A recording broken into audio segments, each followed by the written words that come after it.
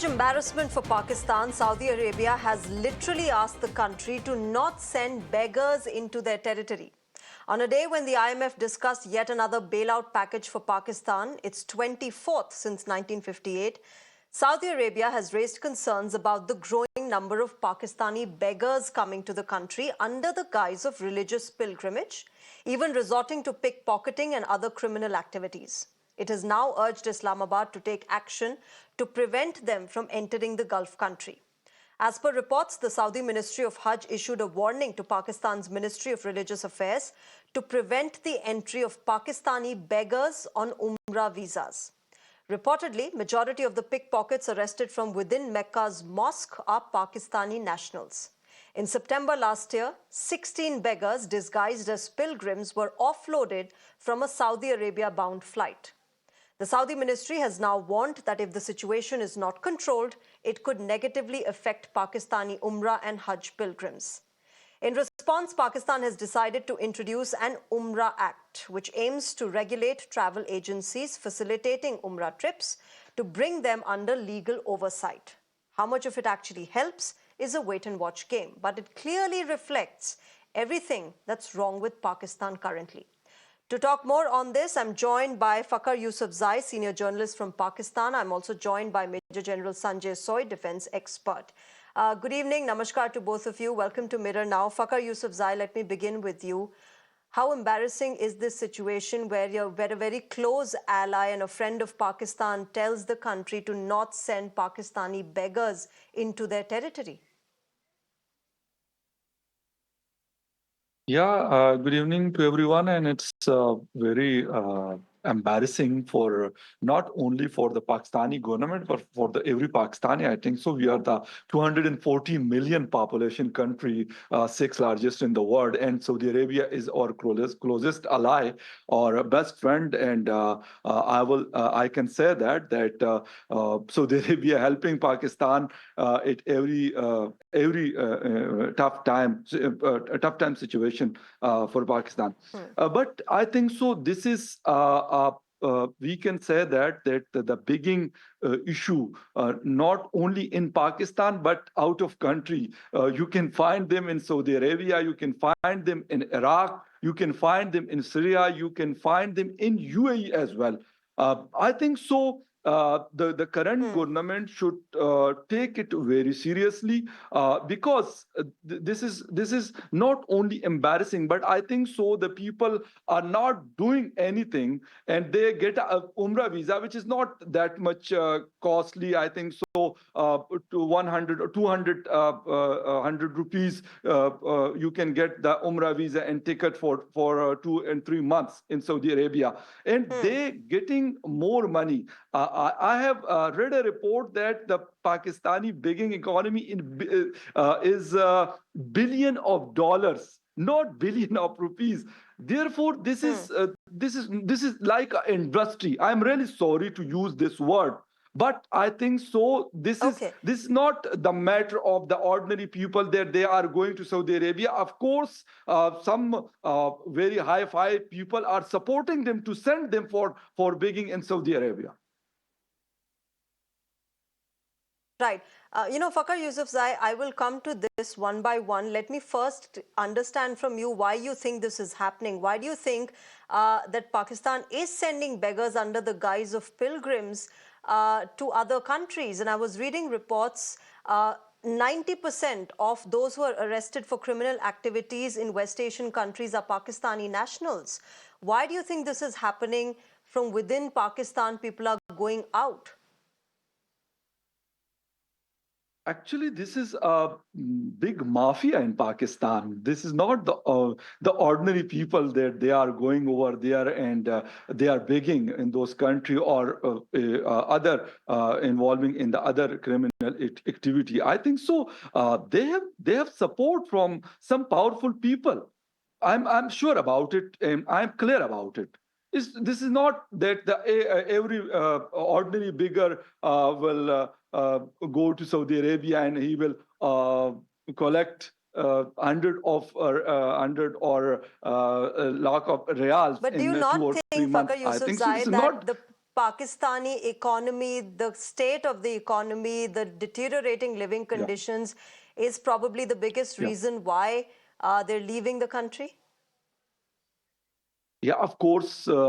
This is not only the matter of beggars.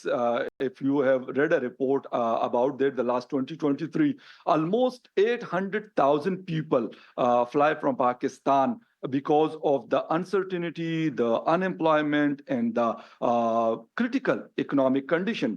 Of course, this is also a big reason for that. But I think so. This is not excuse for that. That we will say that the situation is not good and we will go for being around the world, and especially in Saudi Arabia, which is a very holy place for all the Muslim in the world. Okay, let me get in General Sanjay Soy into this conversation. General Sanjay Soy, on the surface of it, it might sound and look pretty, hilarious, funny, in a light-hearted way, if you want to call it that, that, Saudi Arabia has asked Pakistan to not send its beggars. But when you dig deeper, when you understand the reason of it, a lot of it has to do with probably Pakistan governments and Pakistan's military's misplaced priorities. The priority is, perhaps emanating terror from its soil, or, not getting democratically elected leaders to actually play the role that they've been elected for.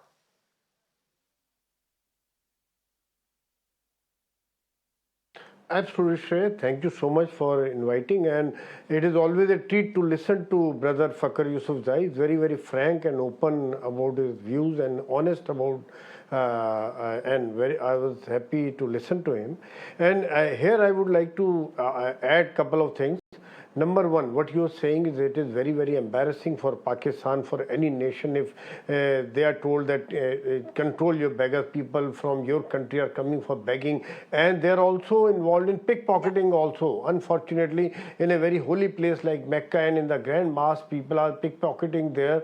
And it is also Saudi Arabia is concerned because people from across the world come there for pilgrimage. It is the ultimate pilgrim for them. It is a Umrah Yatra is there, and there they find they are being cheated, they are being pickpocketed. So it is embarrassing for Saudi Arabia. That's why, in no uncertain terms, they have pointed out to Pakistan that you got to control it, otherwise we will make our laws very strict. And one more thing I wanted to highlight here is what Fakhar Yousufzai was also saying, and you have also mentioned, is there are 3-4 reasons for this. Number one is that economic condition. Pakistan economy is absolutely in ICU, and probably this is a character. Now they are going with begging ball to each and every organization, whether it is IMF, which every now and then tries to bail them out, or US or China or Middle East. Every possible country they are going with a begging ball. Probably, unfortunately for the people, it becomes the character of the people. The same thing percolates down to the each and every man. Second thing is the political uncertainty. You rightly brought out, politically it is very, very uncertain. For last 2 years we have been seeing the governments are changing, army has lost respect, and whenever I have traveled to Middle East, people are cursing their political leadership, people are cursing their army. Because of them, the condition of Pakistan is such a precarious situation, and they say that Bharat बेहतर है, हिंदुस्तान बहुत बेहतर है, because in India at least democracy is there and economic development is there. Everybody is able to speak and political stability is there. And that was another thing. Third is the terrorist attack. Now, if you see the number of terror attacks in the Pakistan have increased. That is another reason probably people are going abroad, going out. And export, what Fakhar Bhai had said, that now this is like industry. So I would say that they are exporting 3 things.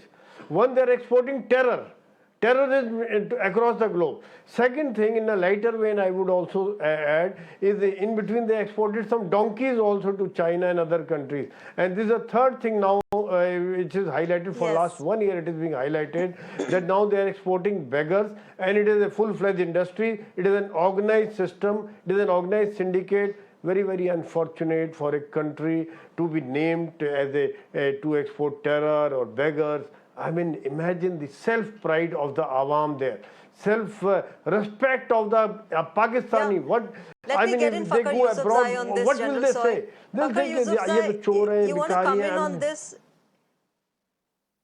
Yeah. Fakhar Yousufzai, you want to come in on this? You know, the general perception that unfortunately Pakistani nationals have across West Asian nations, and a lot of employers say that, you know, we don't want to recruit them because of the kind of behavior and attitude that they come with, the kind of background they're coming from. They're not willing to cooperate. These are the kind of perceptions that are there in companies you know, regarding Pakistani nationals. And you've got about 60% of your young population under the age of 30. Where does it leave them?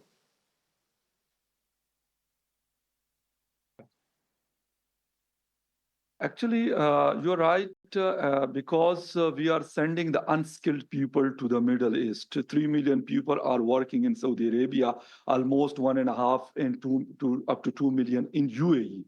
But of course, we should send there a proper workforce, the skilled people for different jobs. Of course, we can get a foreign remittances from there.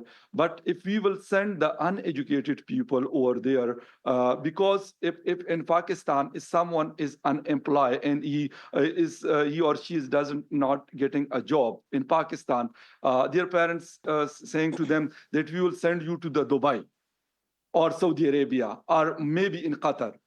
Of course, if we are not sending the proper workforce, we have the youth of not 60%, almost 64, 65% youth population of Pakistan. But unfortunately, the uneducated people, the unskilled people, what they will do over there in Saudi Arabia, if they will compare our workforce with the Indian workforce, with the Bangladeshi workforce, or for some other Asian countries, of course, we will be on the back foot. For that, the government I think so, they are So trying then, for Fakhar that Yousufzai, we what should is send stopping the the skilled people Pakistani over there, and administration that will to support skill our your economic young, to crisis. skill your workforce, and work on strengthening the economy? You know, all that Pakistan does is they have elections, they have a democratically elected leader. He's, you know, pressed charges against. Now you have Imran Khan in jail. The Pakistani military takes over. This is the story every election.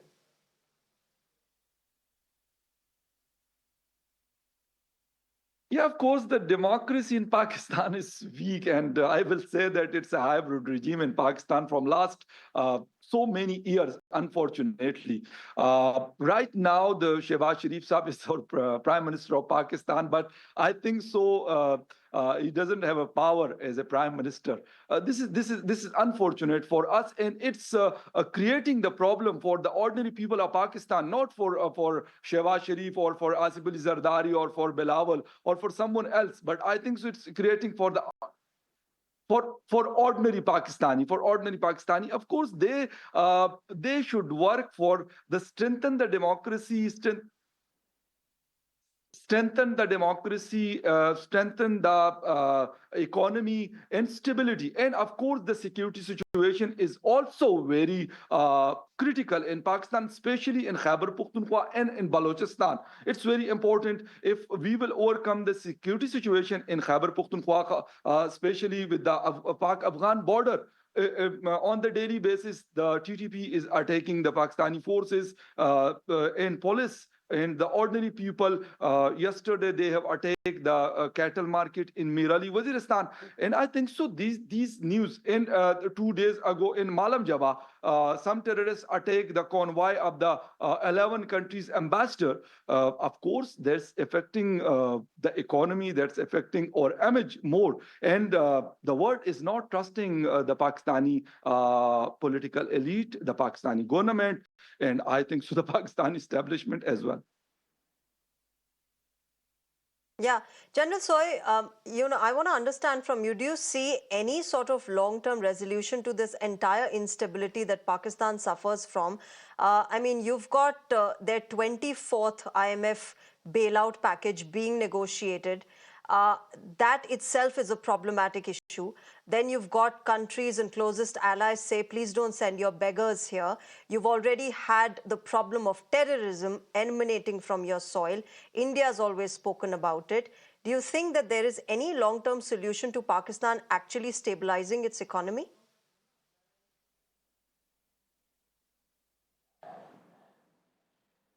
Unfortunately, it looks very tough, and I would also support Fakhar Bhai when he hit the nail on the head. He said that there need to be a need of education, need of skilling the youth, and Pakistan is a young country, and unfortunately, the youth is not being molded in the right direction. They are either becoming terrorists, or they are becoming laborers, or they are becoming beggars. Or they are become criminals. So this is that is the thing happening. It is very, very difficult for anybody to Pakistan to come out of it, because Awam cannot do. They need a very strong leader, a neutral leader, a honest leader who thinks of the Awam, who thinks of the people.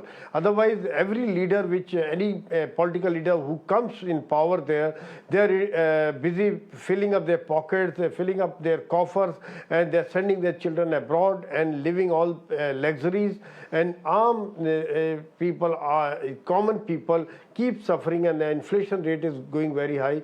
So what he had mentioned, Fakhar Bhai, is absolutely there's a need of focus in the right direction, focus on the education, focus on skill, focus on growth of economy, focus on technology, instead of focusing on the terror, instead of focusing on the Kashmir, instead of trying to put down India on the World Forum. Let them look within and let them think of growing. If they think if they live peacefully with India, they can grow many folds. And on the other hand, if you see what Fakhar had said, that unskilled laborers being sent abroad, which is also spoiling the name. On the other hand, if you see India, you name a CEOs of the world best company, whether it is Satya Nadella or Sundar Pichai or Leena Nair or Arvind Krishna, top, whether it is IBM, Google, Adobe, name a top company, top multinational is being headed by Indian. That's a difference. On the one hand, they're sending beggars and unskilled labor. On the other hand, India has made a name for itself because of the education, because of the skill development, because of the overall growth, because of the infrastructure which has come up. Unfortunately, their leaders have never thought of development aspect. They only thought of terror. They only thought of terror and exporting terror, and now they're exporting beggars. That is very, very unfortunate for the people of Pakistan. I feel sad for the common General Soy, people of priorities Pakistan. need to be set right, but that is something that India and the entire world have been telling Pakistan. They haven't been able to do so. Let's see if they do that in the near future, if they don't want such embarrassing situations cropping up now and then. But I'll wrap it up here. General Soy, thank you very much for joining us tonight and sharing your perspective. Fakhar Yousufzai, thank you very much for joining us and being so honest and candid about the entire situation in your country. Thank you very much to both of you, gentlemen.